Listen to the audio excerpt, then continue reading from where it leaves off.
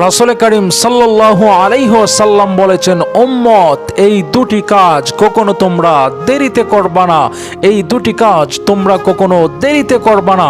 এক নাম্বার হচ্ছে রাসূল করিম সাল্লাল্লাহু আলাইহি ওয়াসাল্লাম বলেন, কোনো ব্যক্তি যখন মারা যায়, কোনো ব্যক্তি মারা গেলে দেরি করা যাবে না, দেরি করা যাবে না, তাকে তাড়াতাড়ি দাফন করে দিতে হবে, তাড়াতাড়ি দাফন করে দিতে হবে। আমাদের সমাজে অনেক লাশই দেখবেন মারা যায়, মারা যাওয়ার পর সন্তান প্রবাসের জমিন থেকে আইসা জানাজা দিয়া তারপর হচ্ছে দাফন করে। না রে ভাই না, রাসূল সাল্লাল্লাহু আলাইহি ওয়াসাল্লাম নিষেধ করেছেন। এখন আমাকে আপনি প্রশ্ন করতে পারেন, হুজুর তাহলে কি আমি আমার মায়ের জানাজা পড়ব না? আরে বাবা, আপনার মায়ের জানাজা আপনি অবশ্যই পড়বেন, কিন্তু আপনার মাকে দুনিয়ার জমিনে রাইকে আপনি কি আযাব দিতে চান? আপনি বলবেন না হুজুর আমি আযাব দিতে চাই না, তো আপনার জানাজার চেয়েও তাড়াতাড়ি দাফন করাই উত্তম।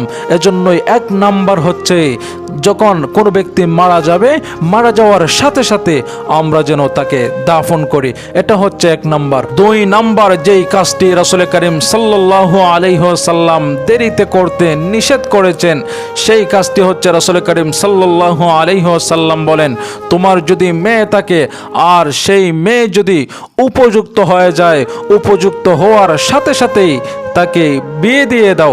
রাসূল করিম সাল্লাল্লাহু আলাইহি ওয়াসাল্লাম বলছেন, এই কাজটিও তোমরা দেরিতে করবা না। কারণ আমরা বাংলাদেশে দেখেছি 11 বছরের এক মেয়ে চট্টগ্রাম হোটেলের মধ্যে চলে গেছে। হোটেলের মধ্যে যায় সাংবাদিক যখন জিজ্ঞেস করলো তুমি এখানে কেন এসেছো, 11 বছরের মেয়ে সে ডাক দিয়ে বলে, আমার গড়ের মধ্যে আর ভালো লাগে না।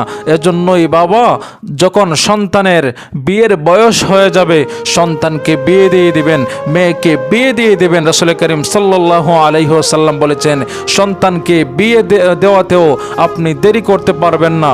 এখানে দেরি করলে যে কোনো দুর্ঘটনা অবশ্যই ঘটতে পারে বা বাংলাদেশে ঘটেছে। এজন্যই এক নাম্বার হচ্ছে রাসূল করিম সাল্লাল্লাহু আলাইহি ওয়াসাল্লাম বলেছেন, কোনো ব্যক্তি যখন মারা যাবে তাকে তাড়াতাড়ি দাফন করতে হবে।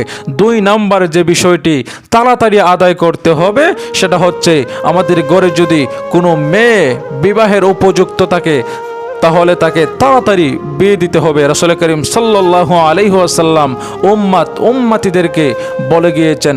আল্লাহ পাক রব্বুল আলামিন যেন আমাদের সবাইকে এই দুইটি কাজ করার তৌফিক দান করেন, আমিন।